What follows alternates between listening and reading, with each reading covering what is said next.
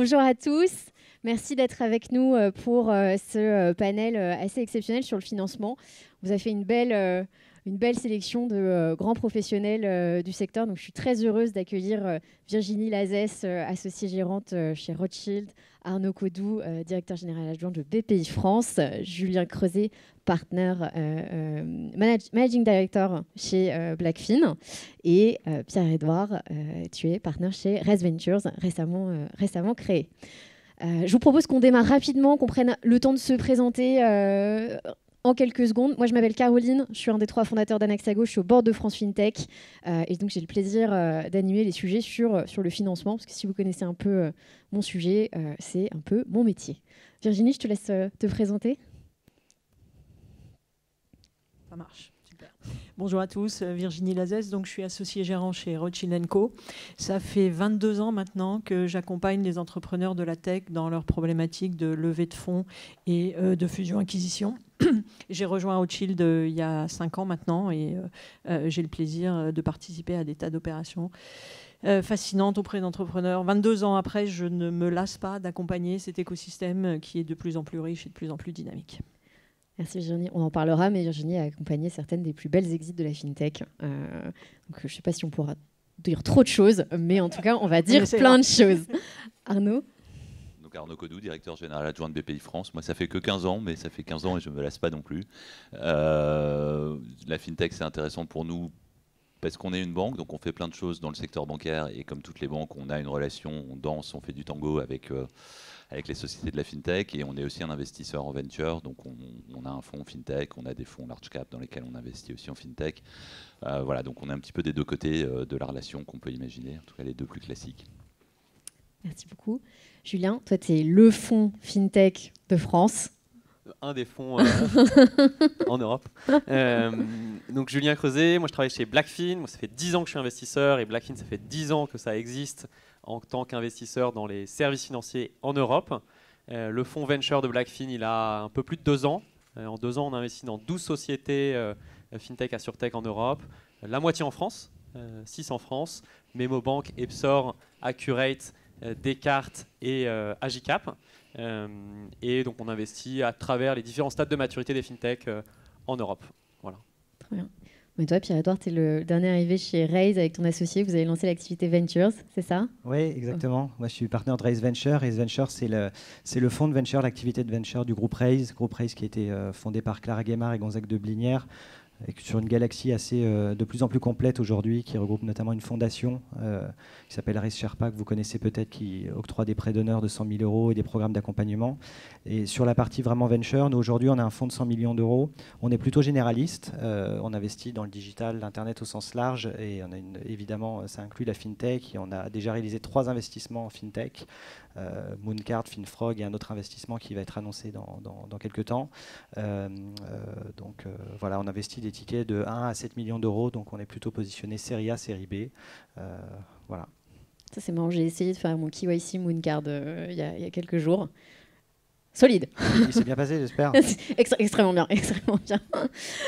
On a pris le temps de se parler tous les 4. On s'est parlé en one-to-one chacun ces derniers jours pour discuter un peu de ce panel.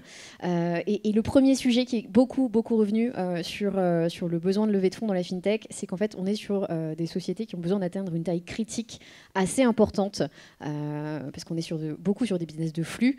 Et c'était pour vous le sujet clé. Pierre-Edouard, si tu veux peut-être réagir là-dessus. Oui, bien sûr. Effectivement, on se rend compte qu'il y a des levées de fonds un peu records et des tailles très significatives, particulièrement dans la FinTech, ailleurs aussi, mais particulièrement dans la FinTech. Et de mon point de vue, il y a 2 sujets principaux. Le premier, c'est qu'on est sur un sujet, un business qui est extrêmement réglementé. Et la réglementation implique pas mal de structurations assez solides, assez lourdes, et potentiellement des frais fixes associés assez importants. Ça, c'est la première chose. Et la deuxième chose, effectivement, tu le disais à l'instant, souvent dans les business models fintech, les business models reposent sur des flux, et qui dit flux dit pas nécessairement grosse marge, souvent petite marge. Du coup, il y a une nécessité à atteindre une taille critique très importante assez vite. On connaît tous évidemment N26, Revolut, qui sont des fintechs très connus. Il faut atteindre des tailles critiques très importantes pour atteindre une rentabilité significative. Mais en même temps, c'est très porteur de potentiel. Ouais, donc ça suppose une equity story un peu épineuse. On en parlait, Julien, toi tu avais une vision aussi sur ce sujet-là, aider les boîtes à grandir dans les fintechs, si tu peux réagir un petit peu. Oui, bah, plus que la taille, moi ce que je trouve important, c'est la rapidité d'exécution. On est vraiment, quand on est une fintech, dans une course contre la montre. Et la réalité, c'est qu'il y a énormément d'argent qui est disponible sur le marché, en France, en Europe, mais même on voit maintenant des investisseurs américains et asiatiques se positionner pour les sociétés qui sont capables d'exécuter très vite, de grossir très vite. Donc l'enjeu, c'est dès le début, dès les premiers mois de la création, de réfléchir à comment s'entourer de talents, d'expertise pour structurer sa société et être capable de grossir très rapidement. Donc pour être gros, il faut aller vite. Ça m'amène une autre question, parce que pour le coup, pour le vivre un peu de l'intérieur, ce sujet effectivement de devenir gros très vite dans des business qui en fait ont des vrais enjeux réglementaires. Lancer une boîte dans un environnement bancaire, réglementaire, ça n'est jamais très simple. Et donc vous, en tant qu'investisseur, donc la question pour le coup s'adresse à tous les quatre, qu'est-ce que vous regardez dans une équipe? Parce que moi je me rends compte qu'il a fallu intégrer un administrateur qui était vraiment un spécialiste du milieu bancaire pour en fait cleaner la chaîne de valeur de la boîte.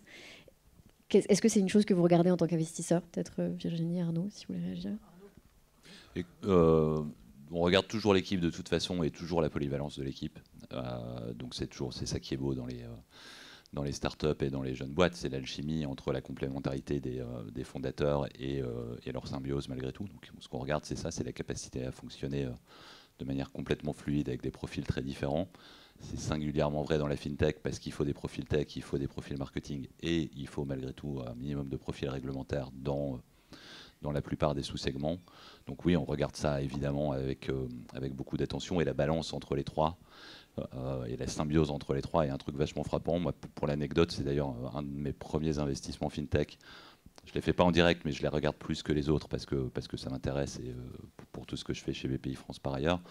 Je suis arrivé en retard au due deal meeting, et il y avait ces trois personnes-là. La personne de la tech, la personne des risques en l'occurrence, et la personne du marketing. Et ils s'étaient déjà présentés, je ne voulais pas interrompre, donc j'ai écouté. Et à la fin de la conversation, je me suis dit, ça doit être lui, respectivement, et en fait, je me suis trompé. Et donc cette symbiose, cette capacité que les gens typiquement de la tech ont à parler du risque en particulier dans la fintech, c'est un truc qui depuis me fascine et que j'essaye de dupliquer par ailleurs dans la banque. Donc on regarde énormément ça dans ce segment-là en particulier. Ça, et l'autre truc, et je m'arrête après, sinon je peux continuer. L'autre truc, c'est la volonté de créer une boîte. Je pense que c'est vrai que la taille critique est importante, mais dans les segments réglementés, on part quand même sur des durées d'aventure qui sont a priori plus longues que dans beaucoup d'autres secteurs de la tech. Et donc il faut des gens qui ont la niaque pour longtemps, qui ont envie de construire une boîte. Et construire une boîte dans la finance, ça ne dure pas 4-5 ans. Il y a des secteurs où ça marche en 4-5 ans, là c'est plutôt 10 ans. Donc il faut des gens qui sont armés pour la haute mer, quoi. Oui, si je peux rajouter, je pense que la fintech a cette spécificité-là d'être très régulée.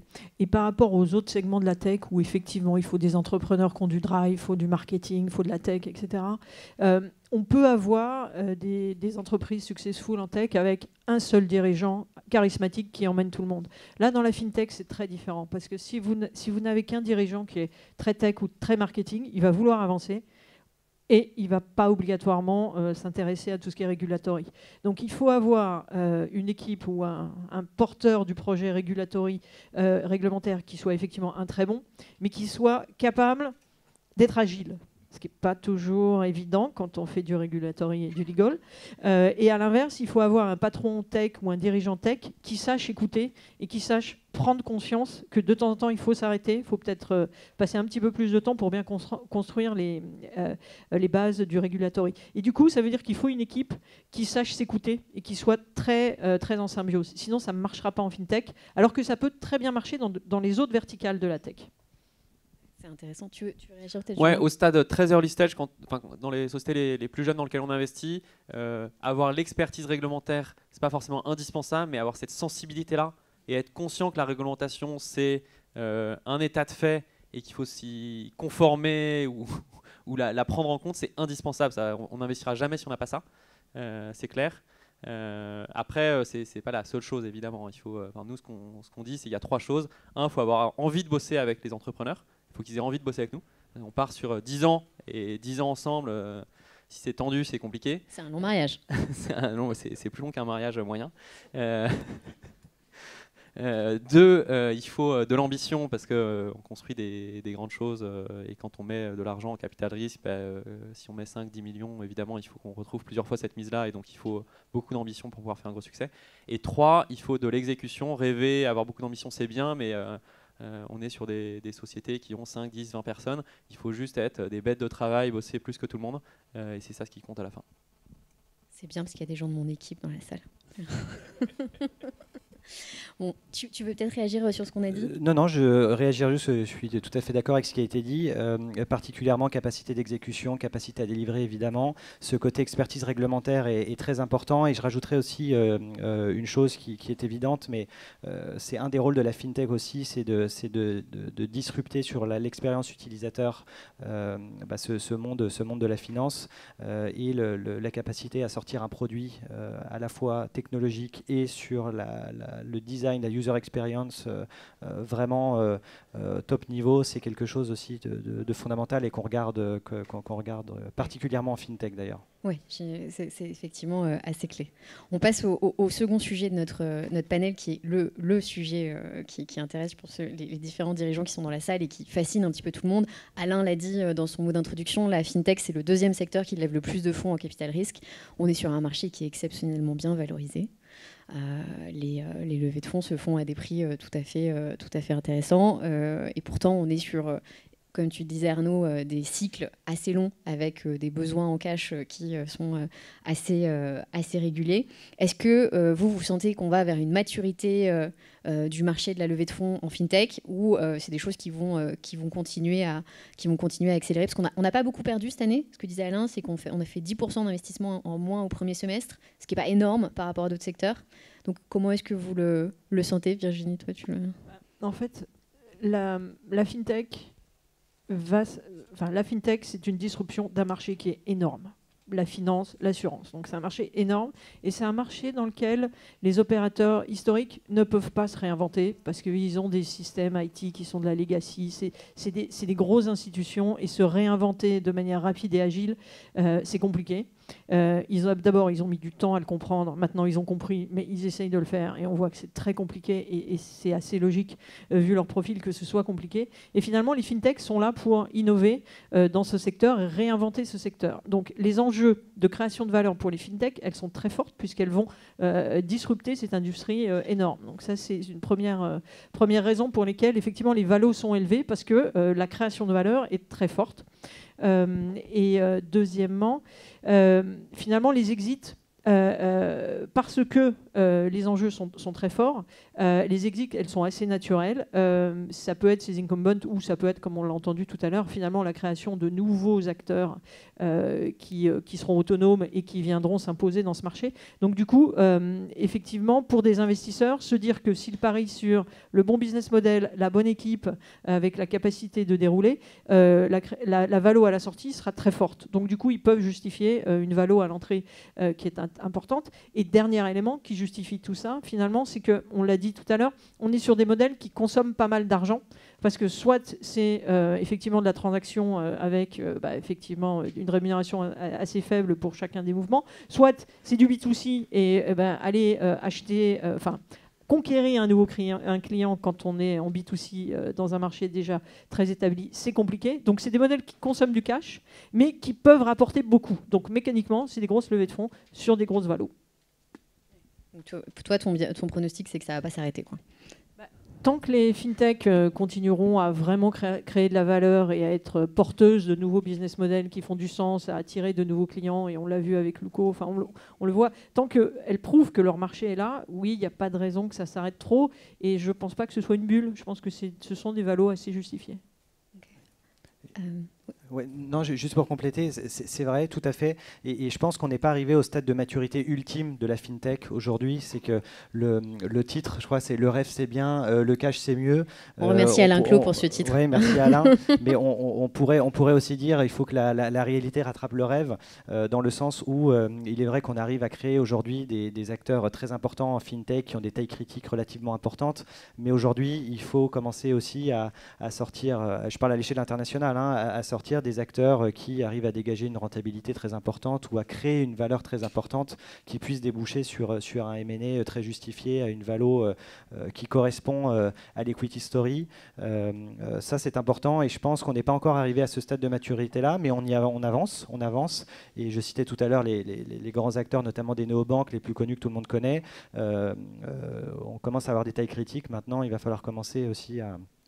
Le cash c'est bien aussi, c'est mieux. Donc c'est un peu l'enjeu d'après pour notre marché de la fintech, à mon avis. Tu prêches une convaincue. Hein. Moi, je suis une grande fan du bilan équilibré, donc c'est ma formation de comptable. Arnaud, tu voulais peut-être réagir sur le... Ouais, moi je suis d'accord avec ça. Le cash c'est toujours bien.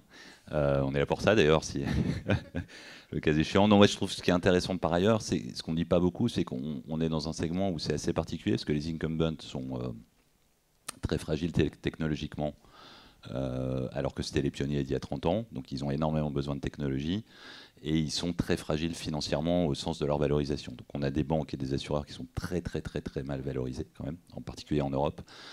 Et des fintechs qui sont très bien valorisés. Et donc, au-delà de toute la valeur ajoutée que les sociétés fintech peuvent apporter, il y a une question centrale qui est quand même à partir de quel moment c'est destructeur ou créateur de valeur de racheter une fintech. Quand vous êtes Sogé et que vous rachetez Shine au hasard 100 millions, avec toutes les conditions qui vont bien, est-ce que vous bénéficiez de leur multiple de valorisation ou est-ce que soudainement vous leur appliquez le vôtre ? Et ça, c'est quand même une question clé pour la suite. Plus les tailles de tickets vont augmenter, plus il va falloir voir quand même du point de vue des banques et des assureurs comment le marché juge ce type de rachat. By the way, Société Générale, aujourd'hui, ça vaut moins que Scheim. Ça vaut nettement moins que Scheim, qui est une banque qui a été créée en 2013 à San Francisco, qui est la banque des chauffeurs de VTC, grosso modo. Qui est c'est une très belle boîte. Vous ne me prenez pas sur ce que je dis, c'est juste quand même en indicateur de ce qui se passe, c'est monstrueux. Et donc on va avoir des banques qui vont être dans la course au rachat et à la montée en puissance technologique pendant assez longtemps, tant qu'elles peuvent se le permettre. À un moment donné, peut-être qu'elles ne pourront plus se le permettre. Et donc il faut aussi des fintechs qui sont dans la course jusqu'au bout, c'est-à-dire qui vont challenger, qui se laissent pas racheter pour 100 ou pour 500 millions, et qui vont jusqu'au bout, parce que quand on vaut 3, 4, 5 milliards, en fait, on est plus très loin d'une Société Générale qui vaut moins de 10 aujourd'hui. Et donc, on est de toute façon plus rachetable, et on est potentiellement en position de concurrence et plus en position de partenariat ou de soumission. Et donc, je pense que ça va continuer assez longtemps. Du coup, il y a des sujets fondamentaux de rotation des acteurs dans le secteur financier, au-delà de la fourniture de services ou de l'apport de petits segments du marché. Oui, Julien. Je suis complètement d'accord avec tout ce qui est dit. Il y a juste un warning, c'est qu'il y a pas mal, enfin c'est des réalités différentes, mais il y a beaucoup d'argent sur le marché en général. Et lever de l'argent, beaucoup d'argent à des valos très élevés, c'est bien. Ça fait des super articles dans la presse, mais c'est un legacy en fait. On se met dans sa table de capitalisation et dans son waterfall 100 millions, 500 millions, 1 milliard qu'il faudra rembourser avant de se payer soi fondateur. Et il faut faire un petit peu attention parce qu'on a vu des néobanques, on voit Monzo qui avait levé dans des conditions plutôt favorables, qui aujourd'hui est vraiment en difficulté. Ils font des down rounds. La boîte va peut-être mourir parce qu'ils ont levé trop vite. Donc moi, vraiment, le conseil, c'est lever ce dont vous avez besoin à peu près au moment où vous en avez besoin. et anticipez pas 2 ans, 3 ans de multiples pour avoir en fait de la dette sur vos épaules, parce qu'en fait l'equity que vous levez avec une liquide pref, c'est jusqu'à 1x, c'est de la dette, quoi. C'était la sage, la vie. Tu l'as évoqué rapidement, Arnaud, le sujet de l'exit en fintech. Moi, il y a un truc qui m'a fasciné au fintech, au FDD en septembre. Tu avais une table ronde donc avec Shine sur est-ce que lancer une fintech, c'est le moyen le plus rapide de faire une belle exit quand on est dirigeant d'entreprise. Et donc, on a pas mal parlé ensemble, surtout avec Virginie et Arnaud, sur les sujets d'exit. On a dit l'exit en fintech, c'est à la fois hyper tentant, parce que les valos sont belles, donc c'est tentant pour le dirigeant, tentant pour les actionnaires. Mais est-ce que c'est inéluctable ou est-ce que effectivement il faut avoir, comme on se donne les moyens de ses ambitions, se dire je tiens jusqu'au bout et je deviens un acteur alternatif et le futur Société Générale, le futur Barclays, le futur HSBC. Qu'est-ce que vous en pensez, Virginie? Allez. Alors, j'en pense que effectivement, le marché de la fintech n'a pas encore atteint sa maturité, qu'aujourd'hui, pas mal de rachats de fintech ont été finalement des rachats de R&D externalisés, comme on le voit dans la santé avec les biotech qui sont la R&D externalisée des grands groupes qui n'ont pas les moyens ni l'agilité de le faire. Donc jusqu'à présent, ça a quand même été ça, les acquisitions avec des banques d'assureurs qui essayaient d'acheter les technos qui vont bien, avec le risque de ne pas savoir les intégrer et de ne pas savoir garder les équipes. Mais c'était des briques technologiques qui étaient rachetées en grande partie. Après, à terme, effectivement, se pose la question des équilibres de valo. Moi, il y a un truc qui me frappe, c'est que les N26, les Revolut, etc., vous savez tous, ils ne sont pas rentables. Ils essayent d'être rentables. Alors, ils ont le UX, qui est juste incroyable. Ils ont tout le service client qui est fantastique. Mais après, une fois qu'ils ont le client, ils sont incapables de leur vendre le moindre produit qui rapporte de l'argent. Et à l'inverse, on a les banques historiques qui, elles, ont des tas de produits qui sont capables de vendre, mais qui perdent leurs clients et qui sont incapables de leur proposer un UX qui fait du sens. Donc, à un moment, le rapprochement des deux est complètement inévitable parce que les N26 Revolut vont s'échiner à trouver des nouveaux produits, à trouver un business model qui va leur coûter encore beaucoup de fonds, donc les diluer et là pour le coup probablement créer une bulle de valo, alors qu'à l'inverse, les banques sont en train de mourir, d'être incapables de se renouveler. Donc je me dis qu'en théorie économique un peu traditionnelle, qui peut quand même atteindre le secteur de la fintech, il y aura une rencontre entre ces deux tendances pour recréer un équilibre et faire en sorte qu'à la fin, effectivement, sur le backbone d'une banque traditionnelle, on plug tout le UX et le savoir-faire d'une néobanque et que ça puisse ravir tous les utilisateurs que nous sommes de banque et d'assurance. Et enfin, ce qui vaut pour la banque vaut aussi pour l'assurance. Après, un Revolut qui vaut 8 milliards, des banques en Europe qui peuvent acheter une boîte à 8 milliards avec l'impact sur les fonds propres que ça a, je pense qu'il y en a 3 et 0 françaises. Ouais. Enfin, peut-être BNP. Ouais, mais je pense que dans la bascule, moi, je vois quand même une baisse de la valorisation des N26 et des Revolut parce que cette valorisation-là, quand finalement on est sur un business model, on peut valoir très cher quand on est une boîte tech. Il n'y a aucun problème. Quand on commence à avoir un business model transactionnel, qu'on fait du chiffre d'affaires et qu'on perd tout ce qu'on peut, là encore, la mécanique financière, elle va finir par se rééquilibrer et on va avoir, je pense, une rebascule des valos de ces sociétés-là qui deviennent non plus des boîtes techno, mais des banques, finalement, traditionnelles, avec la valo d'une banque.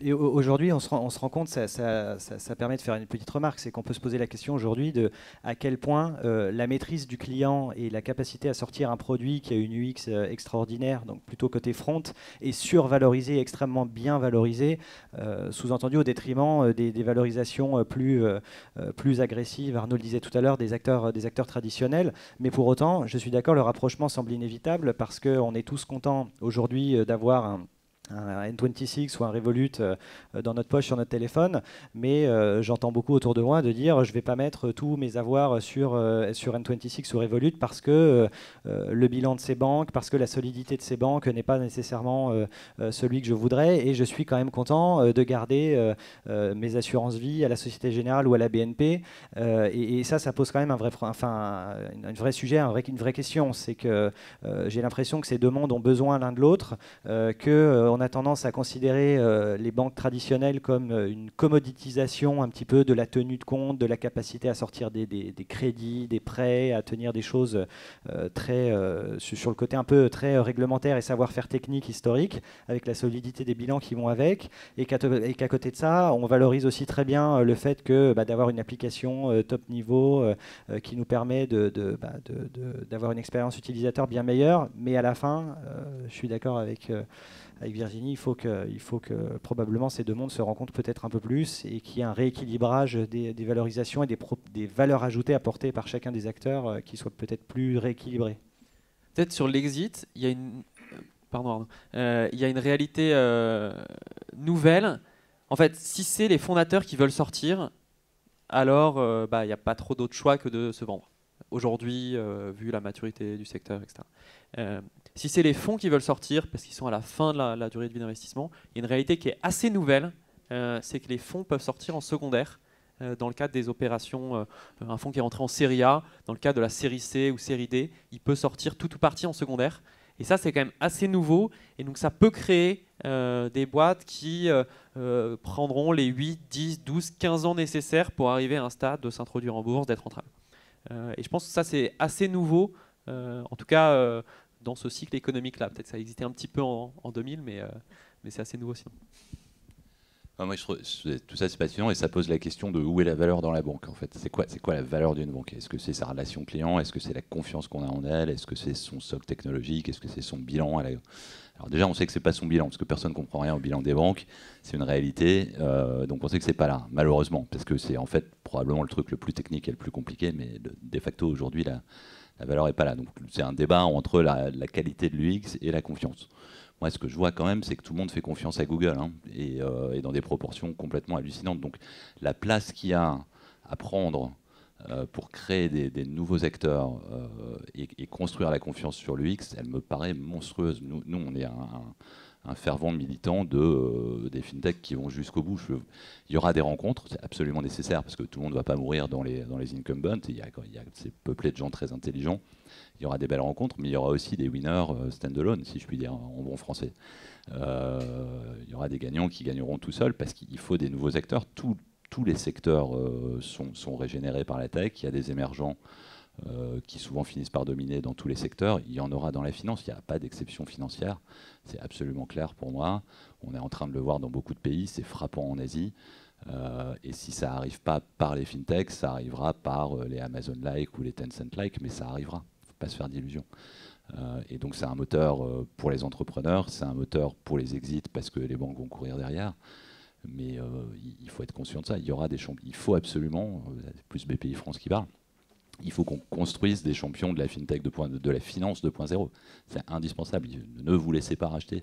Pas tous. Faites des grandes boîtes. Non, c'est super important. Vraiment. C'est important pour la stature financière du pays, quoi, au-delà des histoires entrepreneuriales. Non, je pense que le meilleur moyen de ne pas être contraint de se faire racheter, c'est d'avoir un business model qui, à terme, atteint la rentabilité, qui vous donne toute l'indépendance dont vous avez besoin. Et ça, c'est important, même si on l'a dit tout à l'heure, la fintech, c'est un métier qui est très consommateur de capitaux, mais il faut au moins partir sur des unit economics qui, en stand-alone, montrent que vous êtes rentable. Ça, c'est le premier point. Le deuxième point est la bonne nouvelle. Alors, Julien l'a dit, effectivement, maintenant, pour éviter d'être contraint à se vendre, il y a cette logique de secondaire qui permet aux fonds historiques de sortir et aux entrepreneurs de continuer l'aventure. Et je trouve que la bonne nouvelle, c'est nous ce qu'on commence à voir arriver à l'image de ce qui se fait aux États-Unis, c'est que le marché français commence, et les investisseurs boursiers français commencent à vouloir investir dans des belles boîtes tech. Et il n'est pas exclu que, si le virus nous le permet, qu'en 2021, qu'en 2022, on voit arriver et on voit s'introduire en bourse de belles boîtes tech françaises. Alors, pas obligatoirement fintech, mais les boîtes tech traditionnelles, d'autres secteurs que la fintech. Nous, on travaille sur quelques projets d'IPO, de belles IPO pour 21-22. Ça devrait arriver dans le marché. C'est des boîtes avec des vrais business models, donc ça devrait séduire les investisseurs. Il y a une volonté des investisseurs européens de pouvoir investir dans des sujets tech, à l'image de ce qui se passe aux États-Unis. Et ça peut être aussi un moyen pour des entrepreneurs tech et fintech de continuer l'aventure et de se donner les moyens moyens de pouvoir créer des vrais acteurs de la finance 2.0. Ce sera quasiment le mot de la fin parce qu'il nous reste quelques minutes. On a beaucoup parlé, on a dit plein de choses intéressantes. Je crois que la conclusion, c'est quand même de se dire qu'on va continuer d'investir dans la FinTech en France et en Europe. J'aimerais vous poser une question à tous les quatre. Quels seraient, vous, les segments du marché de la FinTech que vous allez privilégier en tant qu'investisseur dans les mois et les années à venir? C'est piège, hein. Moi, celui que je préfère en ce moment, c'est l'AssureTech. L'AssureTech, c'est 5 à 10 ans derrière la FinTech. On voit les premières IPO aux États-Unis. On a vu Lemonade sur la distribution B2C. On a vu Duck Creek, qui est un peu moins connu, mais qui a un succès absolument exceptionnel, qui a un nouveau back-end d'assureur. Donc deux IPO cette année aux US et plusieurs à venir avec Root. Je pense que l'AssureTech, c'est vraiment, dans 2-3 ans, on aura des succès magnifiques en France et en Europe. Sur la SurTech et donc c'est un domaine sur lequel on a beaucoup investi sur les dernières années et on va continuer à le faire. Alors moi, j'ai envie de répondre un peu différemment, pas nécessairement sur un secteur en particulier, mais sur un concept un peu philosophique qui regroupe FinTech et SurTech. Je dirais dans toutes les FinTech qui apportent, grosse mode en ce moment, qui apportent beaucoup de transparence et avec une forte dimension ESG dans leur proposition de valeur.